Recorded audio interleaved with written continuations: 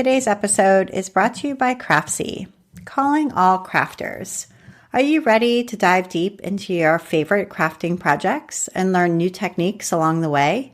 Then it's time to join Craftsy Premium membership. For only $1.49, you'll receive a full year of access to expert-led tutorials, patterns, and projects in every category you can imagine. With a massive library of resources at your fingertips, you'll be able to create your best work yet and bring your crafting dreams to life. Don't wait. Sign up at CraftsyOffers.com and discover the endless possibilities of Craftsy Premium membership. Thank you so much, Craftsy.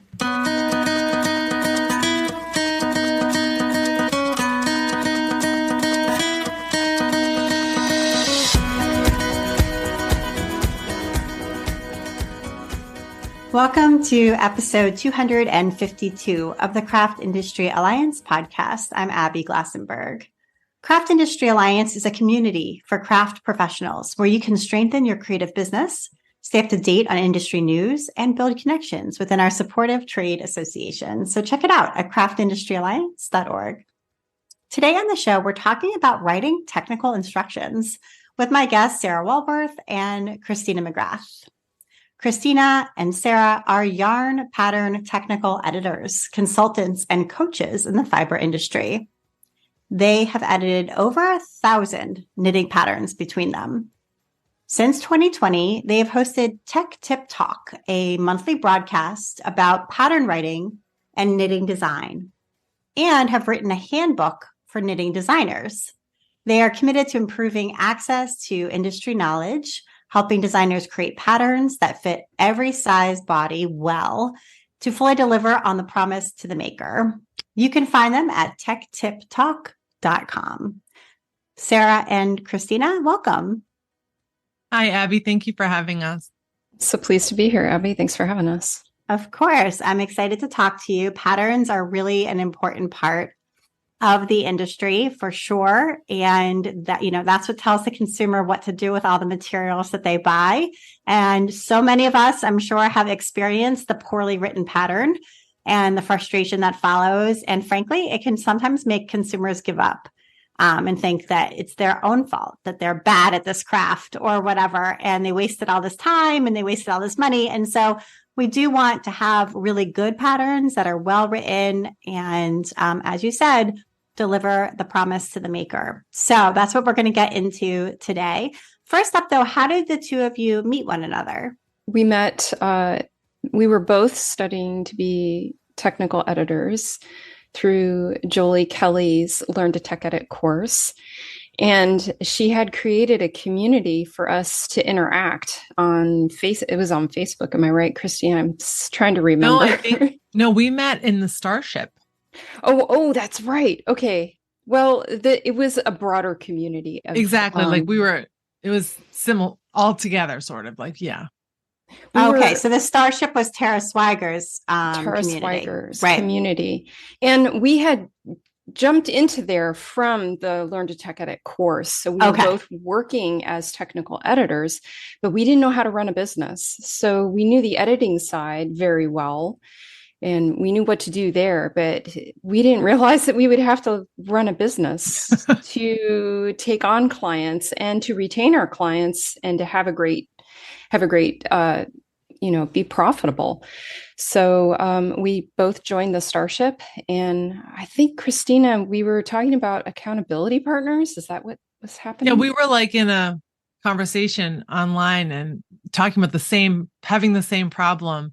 And Sarah said, why don't we work together? Let's be partners. And we did. We hooked up that way to be accountable to each other for our work.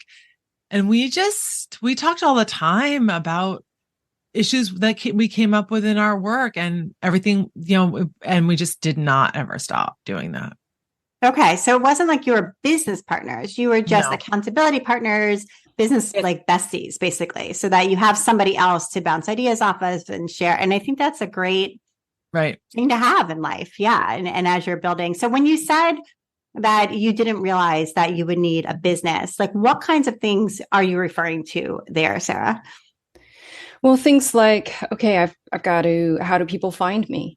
I know how to edit and I know how to edit well, but how do I get people to hire me? That requires marketing yourself. That requires creating an online presence. That requires being in the places where your clients are going to be so that they know that you're available to be hired. All these things of putting up a virtual storefront. I had no experience of this, even down to the whole, okay, how do I file my taxes? How do I do a profit and loss statement? What is my overhead? And all these things were, the administration of these were really stressful. I think Kristina and I both love editing, and that part of it was fun. The part of it of running a business was not so fun, mainly because we didn't have the knowledge of how to do it well. Yeah. So there was a lot of like things that if I had known then how it would be best to do, I wish I had been doing it from the beginning. There is the marketing piece because this is a global business, right? Like our business is completely online. And so you have to, like Sarah said, all the things involved in getting yourself known there and communicating with your audience, with the people that are going to hire you.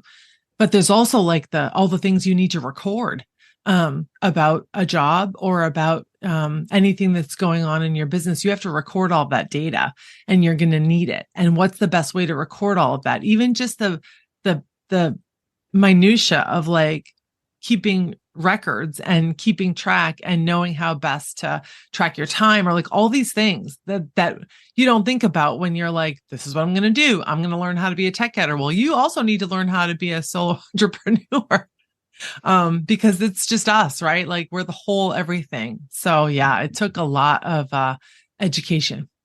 Yeah, absolutely. I think that's something a lot of people can relate to. Many people I find who have small craft-based businesses get into it because they're really good at or really passionate about this particular craft or skill or technique. And the business piece of it comes as a surprise and then a ball of stress. Although some people come at it the other way, but once you kind of figure it out, it can be pretty creative. I don't know if you agree with that, but like the business aspect, like marketing, for example, it can be a pretty creative act. Once you sort of understand what needs to be done, you can apply all of your creative skills to running the business as well as doing the craft or having the skill of editing. I think that's where Tech Talk came from, because, we're both working as editors, and together between us, we get the same questions over and over again. Things would come up in conversations online with designers and other technical editors. And so we decided to use our online platform on Instagram in 2020, while we're all at home in lockdown, to kind of solve some people's problems. Just do a little Q&A once a week and start answering some of the questions that we get. We wanted to be helpful. And this part of it wasn't intentionally marketing ourselves, but it ended up being that, right? Where we want to be helpful. We want to be out there and say, hey, we have this knowledge and we don't want it to be hidden. We want people to have access to it. So we're going to talk and we're going to answer people's questions. And of course, it did happen in the context of this is where we are, and in the context of a social media platform, which is a lot of us use for marketing. Well, and I think at first, I don't know. I mean, that we sort of discovered how much people aren't getting this information while we were getting these questions, and we were like, geez, people must not, like, they don't know, because they wouldn't want to be making mistakes in their patterns or things not working out how they wanted, but didn't know why it wasn't working. So we're like, geez, people don't have this information.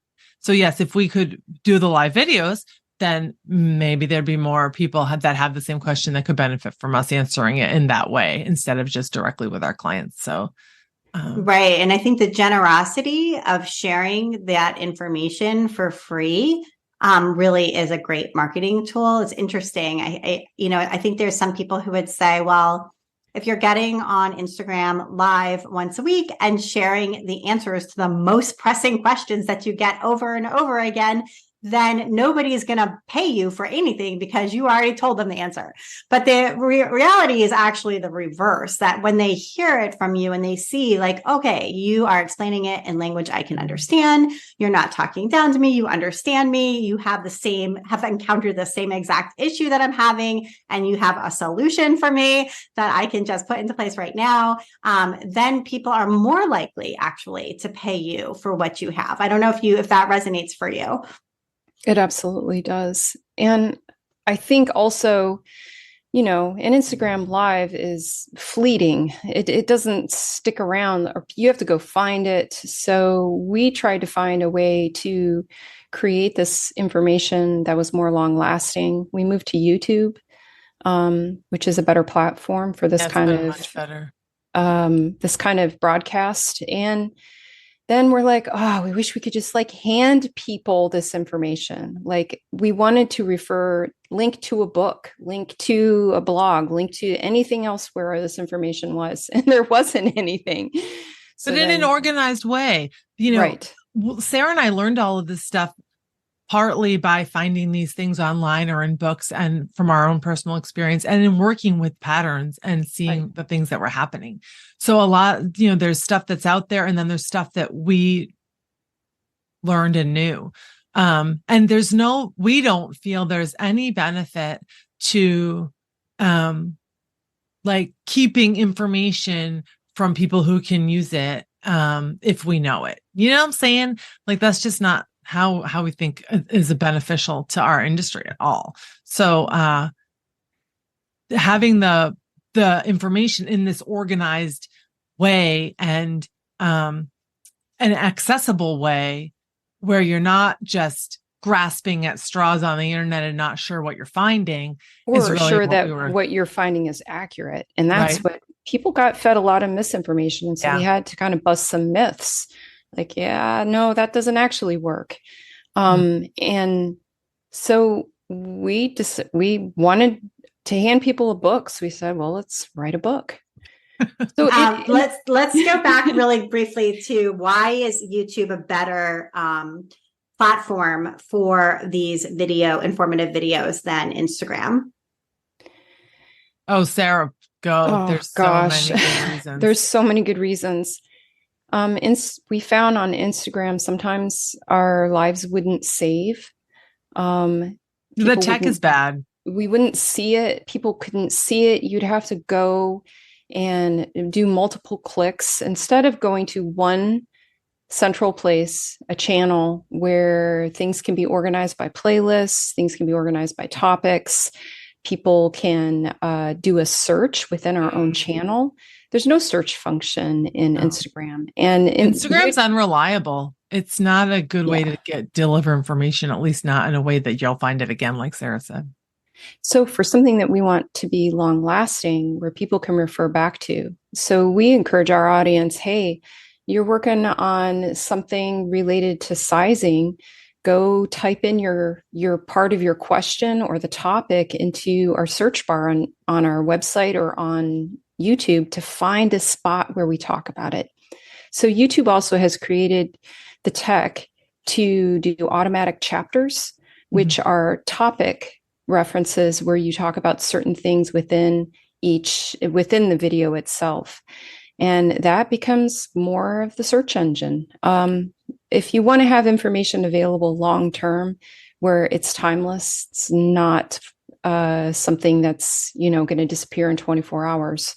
I think it's a great platform for that. That's really, really good tips. So thank you for that.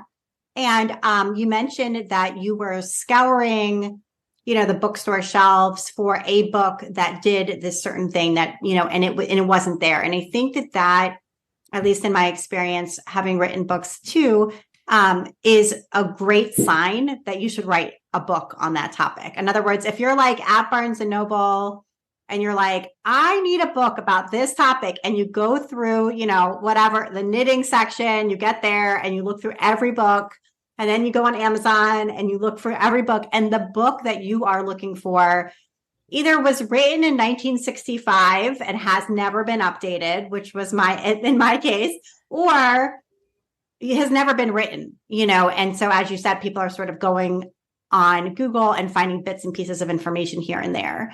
So I don't know if that resonates for you as well, but like I feel like that is a great sign that you have a really good book.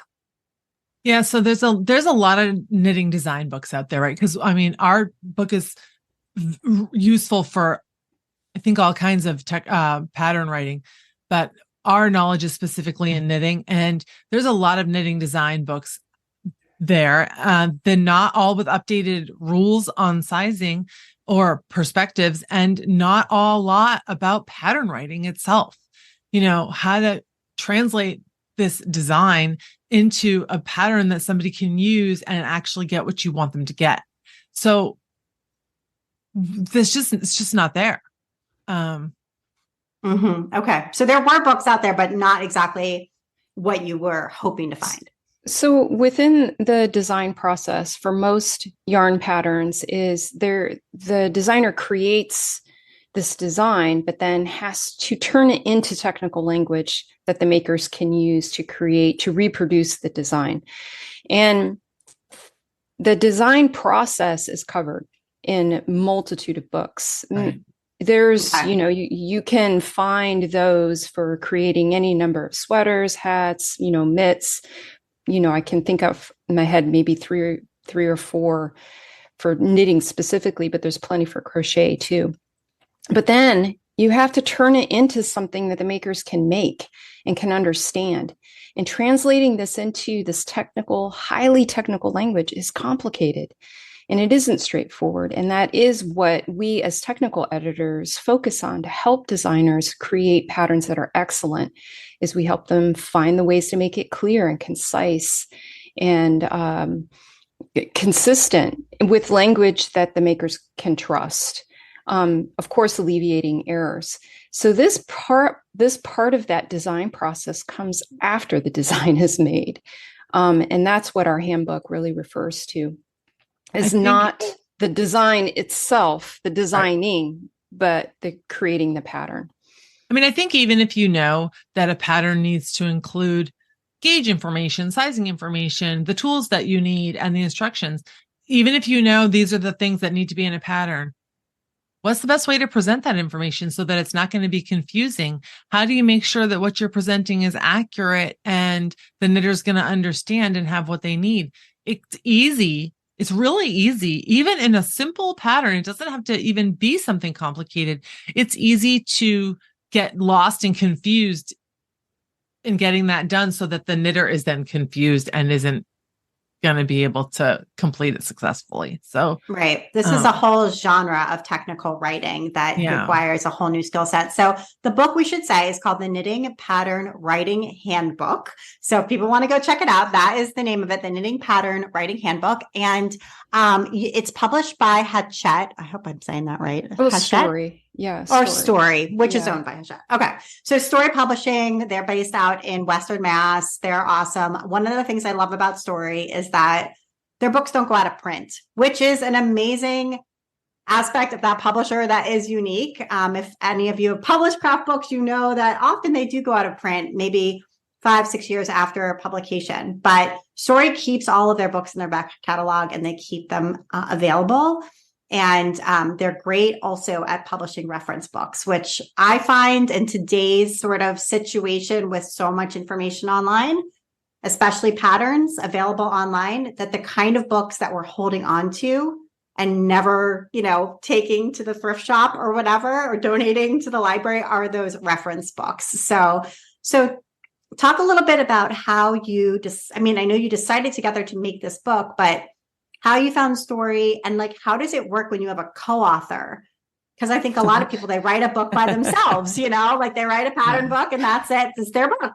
But the two of you did this together. So that's kind of a unique situation. And I'd love to hear more about sort of how the book came about. I want to take a minute now to talk with our sponsor, Craftsy. And here is a message from Craftsy. At Craftsy, we know making. Whether you're new to the handmade life or looking to advance your skills, we have classes for all maker levels and interests. From knitting and sewing to quilting and embroidery, cooking, baking, paper crafts, and more, Craftsy's instructors guide and encourage you, empowering you to turn ideas into realities. And they have an exclusive offer for Craft Industry Alliance podcast listeners. Right now, you can get a whole year of their premium membership for only $1.49. Visit craftsyoffers.com to sign up, and the discount will automatically be applied at checkout. For only $1.49, you'll get a full year of access to over 2,000 premium full-length classes. Take your craft to new levels in the new year. If you're an absolute beginner, Craftsy instructors help build strong foundations as they teach, setting you up for success and helping you fix mistakes as you go. Their enthusiasm and strong teaching style make learning accessible to all. If you're an experienced maker, make the resolution to improve your skills in the upcoming year. Crafty's for you too. From perfecting your fondant skills to tackling complex stitches, from eye-catching garden design to next steps in sourdough, Craftsy has advanced classes in all crafts from instructors who are experts in their field. With over 2,000 classes, including downloadable patterns and recipes, Craftsy has a class and a craft for everyone. Visit craftsyoffers.com today and get a year of Craftsy premium membership for just $1.49. Don't miss out on 99% off for the entire year. Start turning ideas into projects you can be proud of. Get this exclusive offer at craftsyoffers.com. Thank you so much, Craftsy. And now back to the show. We didn't follow the rules. Go ahead, Kristina. Well, there's a lot of ways to make a chocolate cake, right? So we interviewed a bunch of other craft authors that we knew in knitting and wanted to ask them their perspective, some that had self-published and some that had gone with traditional publishing, what the benefits and drawbacks were of each approach, because we weren't really sure what was going to be the best thing for us to do. And also you have to remember that it's like there's knitting, and then there's like knitting designers, and then there's like design and there's pattern writing. I mean, our book is very like niche, you know. It is. So we niche, weren't really sure if we could, if it would be of interest to somebody. So we did all these interviews with these authors, and we decided to go with the publisher because just the amount of skills and jobs that you need to be great at to put out what we wanted to be out there and how good we wanted it to be. Just, we don't have all those, like, we're not all those things. Right. And we submitted proposals to several publishers, and a couple of responses we got, we weren't very happy with, but we've been really happy with Story. We submitted to, we basically didn't follow the rules. Right. We went one weekend and we went to every publisher we could find. We went out to our bookshelf and we looked at all the publishers of Smart. the books. That is a great way to do it. Yeah. And then we went to their websites and saw if we had to have an agent. We don't have an agent. Okay. Yep. And so then we literally did an online, we wrote an email we did a proposal in Canva. And we sent it out to every single publisher. We made a list, and we eventually heard back from two very serious offers, met in person with Deborah Balmuth of Story, and knew, we were just head over heels excited to work. And Deborah's been on this podcast, so if anyone wants to sort of get to know more about her, you can go back in the archives and find that interview. Mainly, it was super exciting to have that connection with someone who saw the value in our work, saw that there needed to be this long-term reference publication, that it's a book that someone would have and refer to over and over again. It wouldn't be a flash in the pan. It would be a lasting value for as long as it needs to be available. So it was great to have that connection and have someone else have the same vision we did. Well, and the whole way that just sort of all of Story's books, you know, the things they care about, the things they publish are really in line with what we're trying to say too. And she understood what we were trying to say, and she understood the things about what we were saying that were important, because, you know, in that editing process, we had to like stick to our guns on some stuff, you know. Absolutely. You do have to be assertive, but I love your approach in a lot of ways. One, just like interviewing people you knew who published books. Like that was a smart way to go. And then pulling all the books off your bookshelf, like even going to the store and, just being like, this one is the kind that I like. Who's the publisher? You have to kind of get to know this whole other set of information. And then not being afraid to just reach out to a whole lot of them at once. I think that that's actually really smart. And in my experience, you don't need an agent. I mean, you can have an agent if you want to, and there's a lot of reasons to have one, but craft publishers in general don't really require one, even if they sometimes say on their website that they do. So, and, just to come back a little bit to working together, we have been part of something fantastic since we started learning how to tech edit, and that is a community. The community in the technical editor world, and also reaching out into the knitting designers. We value community over competition to the nth degree. And I think that's why it was like the first thought we had was, okay, who else has done this? And everyone was willing to talk with us. They were thrilled to spend an hour chatting with us about their experience of either self-publishing or working with a publisher. And we got some incredible advice. And I feel like we would not be where we are without community, without this group of people who are willing to give us their insight and their experience. And we're happy to pass on our experience to other people for the same reason. It's so we can all succeed. We can all get better at what we're doing. Right, exactly. And I'd love to take a step back now and talk about the journeys that each of you took to get into doing this, right? Because we did agree that this is quite a niche topic. It is not something that, most people in elementary school, middle school, high school are like, here's what I want to do, No. because they just don't even know like that it's a thing, right? So, so there's definitely a journey that led here. So Kristina, we'll start with you. What was your education background, job experience, et cetera? And how did the winding path lead to knitting technical editing? So I went to high school and went to college. I studied theater, philosophy, literature. I really enjoyed writing always. I still really enjoy writing and did really well at that. Always kind of had these like really good at spelling, really good at editing other people's stuff, love proofreading, love reading, but never really found a way to use those skills in a job. Just like, oh, I'm a good speller. Wow. Just like, so just these little things. After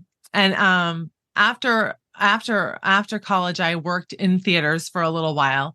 And then when I started having a family, that just didn't work.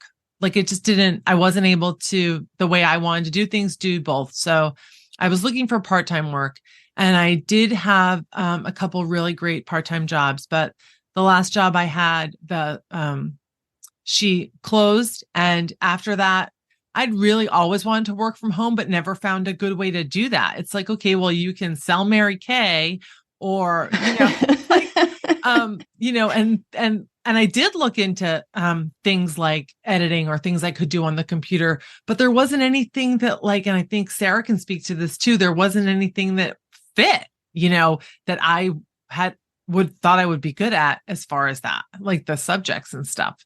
So I just was kind of floundering. And when I learned about tech editing, knitting patterns, like while I was on Instagram, I think I saw Jolie say something and learned about it that way.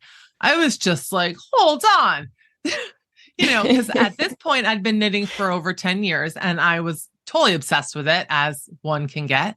And, I loved working in patterns. I love patterns and know them really well. So I felt like, oh, I can totally do this. I know patterns really well.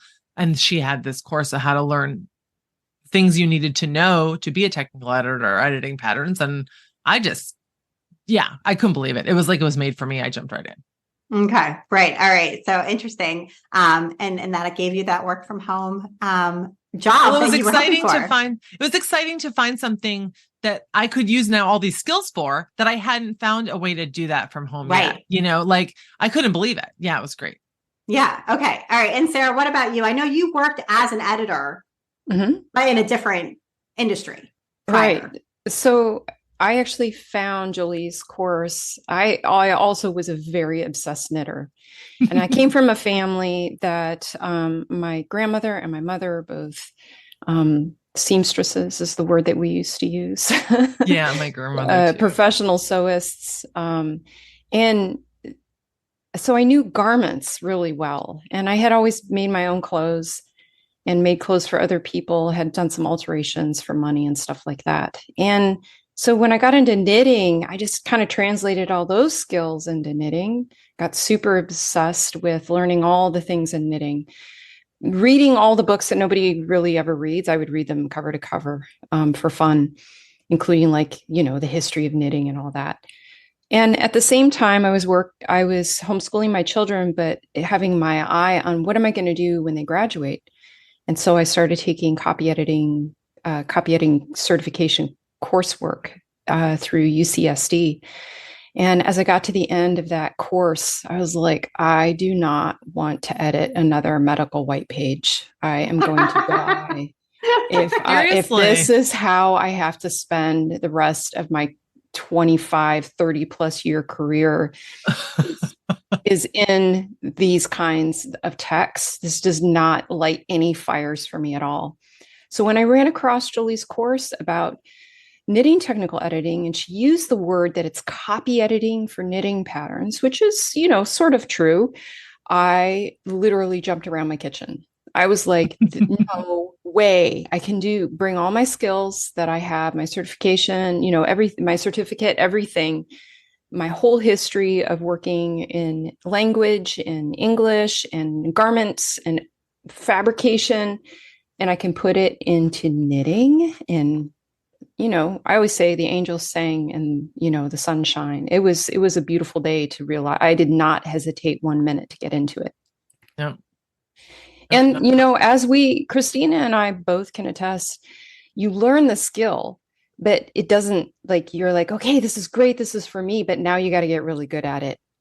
And there's a learning curve to becoming a really good technical editor.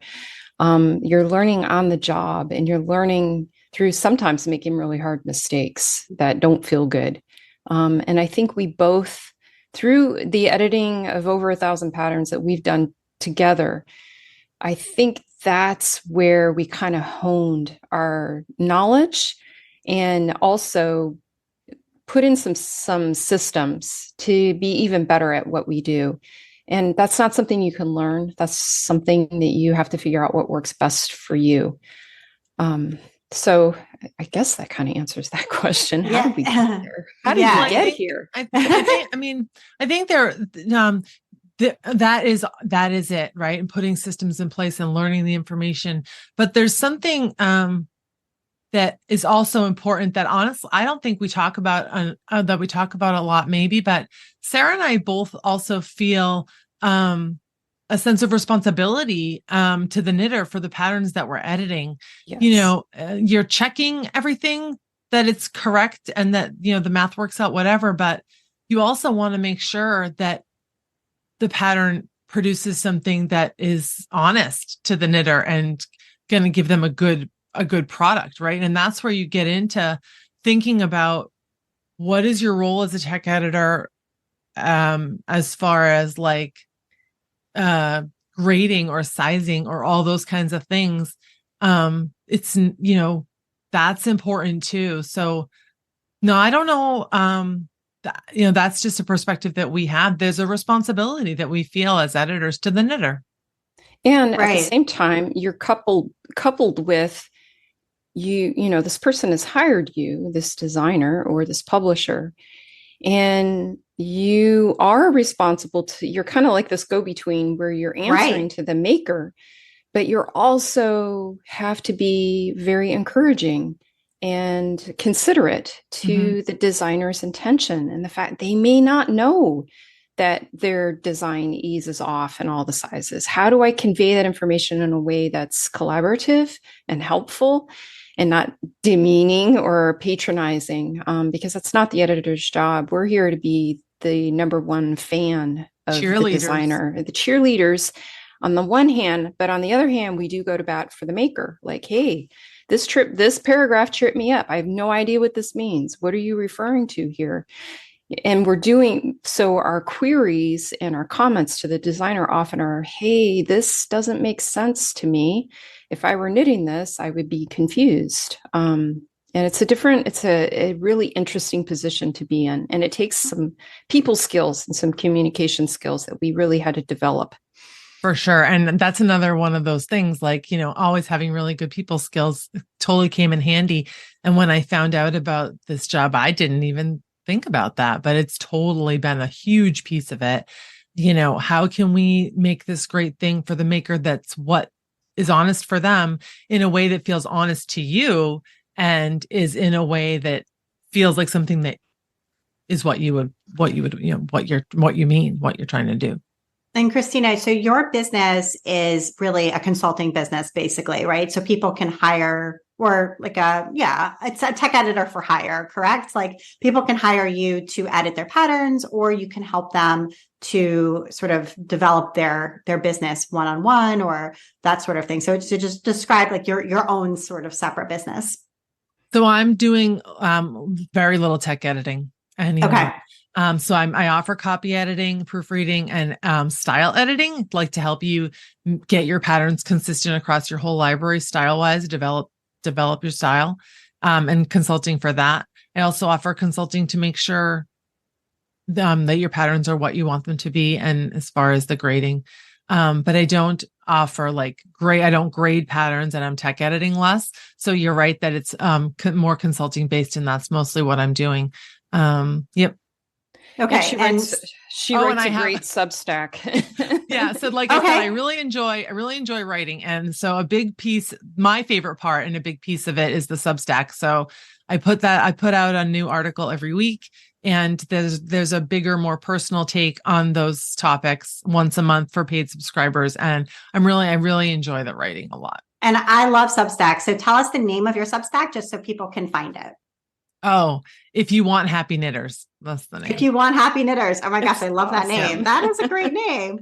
Okay. Well, that's like since I started editing, it's been my favorite. It's been my thing. It's like my goal. I'm a happy knitter. Yeah, that's great. Okay. So, and then Sarah, you have like a whole community that you run of people who are building tech editing businesses. So how did you get to that stage, and what is that? Well, like we've mentioned before, Julie Kelly, for 10 years ran Learn to Tech Edit Knitting. And in 2021, she wanted to step out into something else, completely different business. And she asked me if I would like to purchase the Tech Editor Hub, which was the business since 2018 she'd been running to host this course. And I said yes, because I had all these ideas for courses and things that I wanted to do and didn't have any place to put them. And I didn't want to compete with her. I didn't want to start something that would be a competition to what she was doing, since it had provided so much for me. So when she asked me to buy it, I jumped in. And since 2021, I've been the owner of the Tech Editor Hub, which is a place where nerdy makers, yarny people can come and learn how to be a technical editor for yarn patterns, both in knitting and crochet, and can also join a vibrant community of other editors to get help increasing their skills and learning how to run a business that is the best for them in their lifestyle, and also for retaining and gaining clients. I have more ideas and more things that I'm going to be doing there. But for right now, that's where we're at. I also do provide individual coaching one-on-one to knitwear designers for grading patterns. So learning how to size a pattern, working one-on-one with me, where you come away with, if you have a design, I'll teach you how to grade it, and you'll come away with a system to grade your future patterns. Okay. And I feel like, first of all, I'm really glad that Jolie sold the business instead of just closing it, because I do feel like in the crafts industry, from my vantage point, too often businesses like hers that are really valuable to a lot of people, when that owner is ready to move on for whatever, all sorts of reasons in life, just close.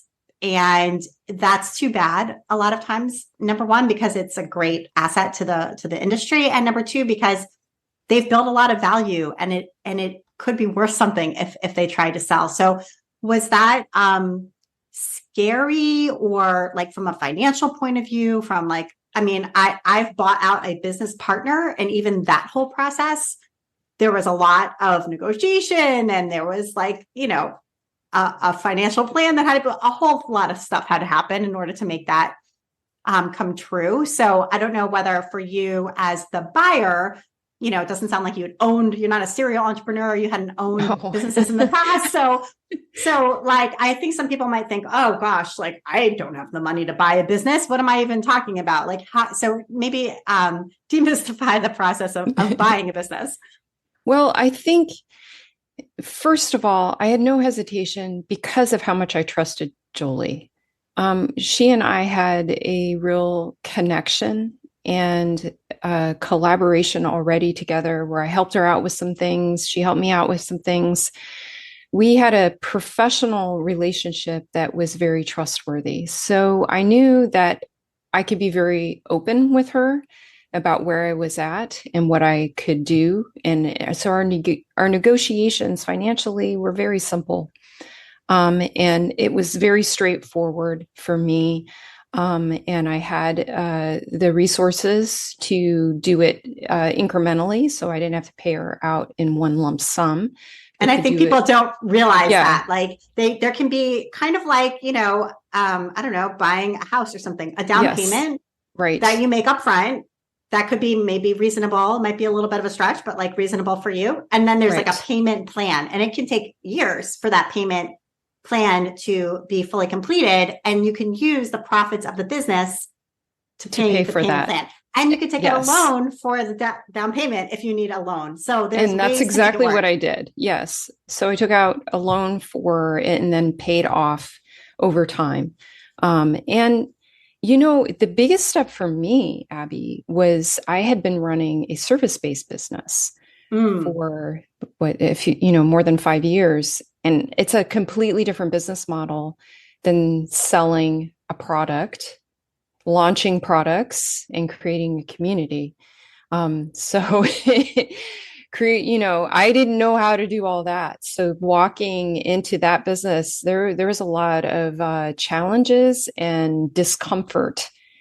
And part of the negotiation and the offer that Jolie made was she was going to walk me through for the first 6 months exactly what she did to create a lasting business, because her business had been going for 10 years. That's a long time in our industry. Yes. And so she didn't just say, here you go, hand it over to me. Now you're high and dry and you got to figure it out. Right. So this was a part of it, again, community over competition, where she held my hand for the first 6 months in exchange for some of the value of the business. And that was unbelievably helpful, was to not have to jump into a completely different business model, completely different way of running a business, with not having any education at all on how to do it. And okay, so when it comes to writing this book together, we're going to swoop back over to that topic. How did you divide up the work? Did you write one chapter, Kristina, and then Sarah wrote the alternating chapters? Gosh. Or no, did you guys just have one massive Google Doc and you were just in there all day long? Or like, how did you track what needed to get done? Who needed to get it done by, all of that stuff? Because I do think when you're collaborating on a manuscript, there's got to be some organizational systems that can help. Maybe in retrospect, you're like, we should have done this, but yeah. I think we might be a little, you can maybe, Sarah's so good at organizing thoughts better than me, but we really did maybe be a little different than maybe people do, but we really did this together. Incredibly enmeshed, in how we did the writing and keeping our voice consistent and doing the writing. So yeah, that was kind of our goal, was for, we both are very individuals, And in our live talks about technical editing and knitting design, we both have unique perspectives. So when we put together this manuscript, we didn't want it to be distinct, like, oh, this paragraph was written by Kristina, and then, oh, this paragraph was written by Sarah. We wanted to be one voice, kind of meld our voices together. And that was a challenge. The way that we did it structurally was we drafted everything, and then we sent it back and forth in Dropbox, editing it and making changes. And it was a challenge to our friendship. It was a challenge to our family life. We spent a lot of time on Zoom, hashing out paragraphs. Well, what do you think about this? Well, I don't agree with this, or this has to be different, or we left out this.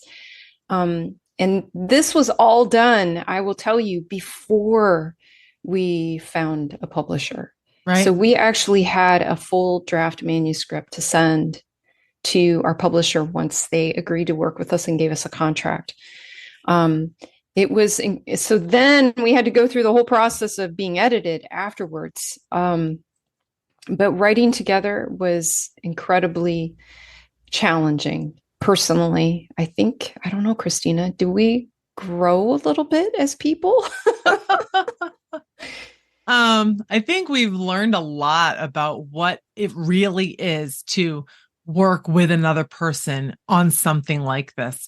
It's kind of more than writing the book, right? We've got this Tech Tip Talk. So we've got the broadcast, and we have a Patreon, and we have the book. So there's a lot we're doing together, and that we have a lot of respect for each other, and a lot of respect for how the other person, how we want to together portray something or represent ourselves or whatever. So we are careful to make sure that we're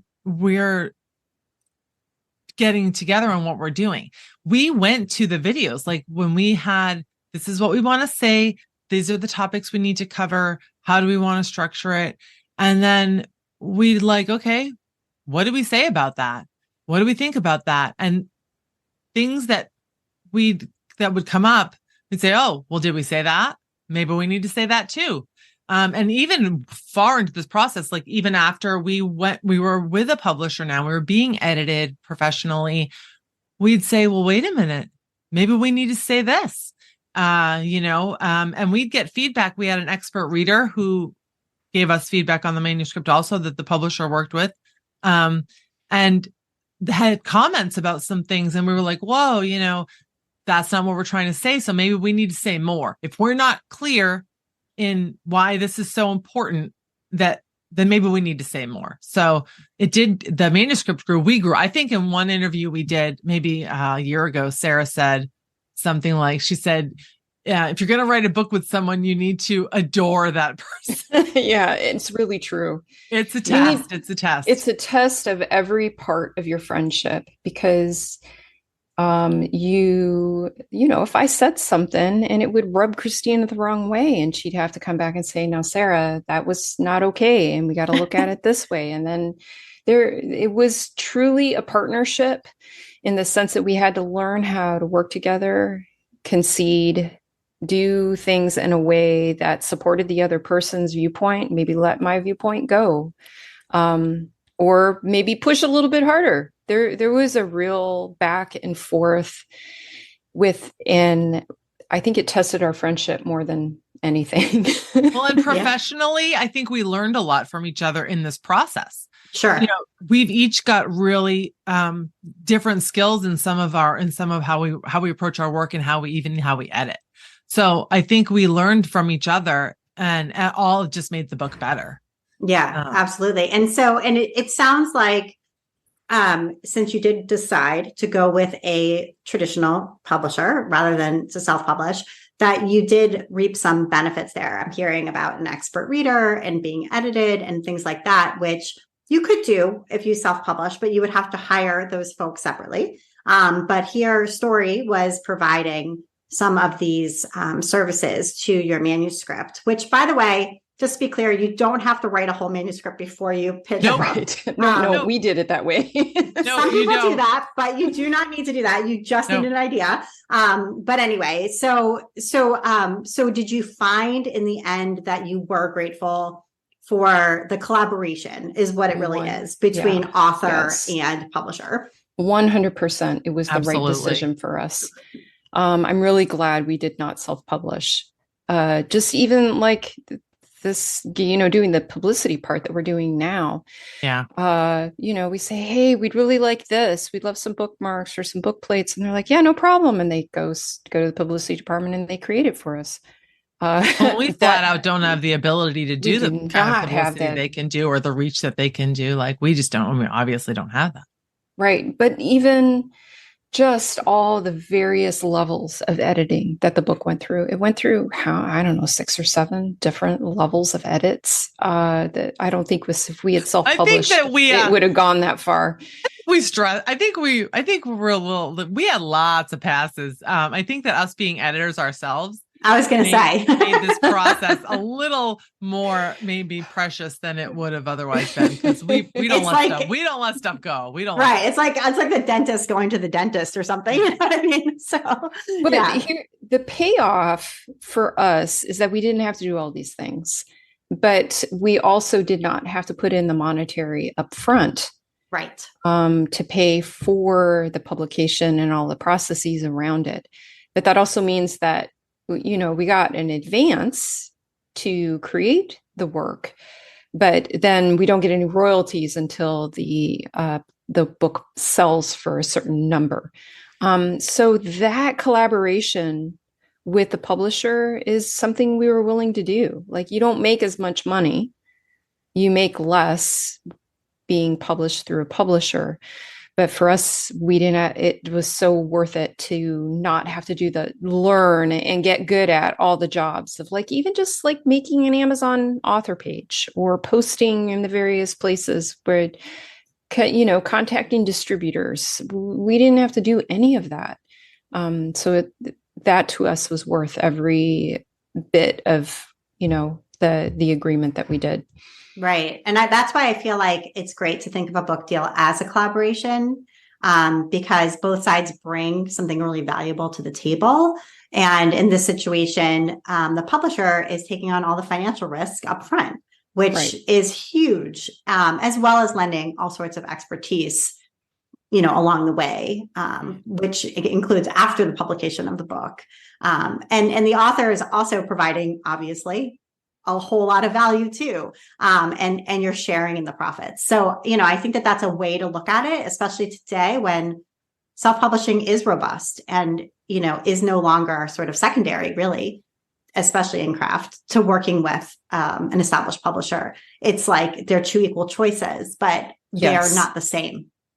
And our choice to go with a publisher was very distinct and thought out. We did not make that decision lightly, and it isn't for everybody. There are a lot of people who very well could do self-publishing and do it and be successful. Sure. It just wasn't for us, but it definitely is a valuable option. Right. Okay. So is there anything before we get to your recommendations, which we're going to get to in a moment, is there anything about this book or tech editing in general that I didn't ask about that is important and you want to make sure that we share? I think there's something about technical editors that people need to realize is that it's a very niche job. However, we have all kinds of different people that become technical editors. You don't have to be like us that were editors before, or wordy people that love words, or there are people who are accountants, or people who are very mathy that come into it. We are a particular type of person. So if technical editing sounds like, that sounds like something I would like to do, realize it doesn't have to be the way that we came into it.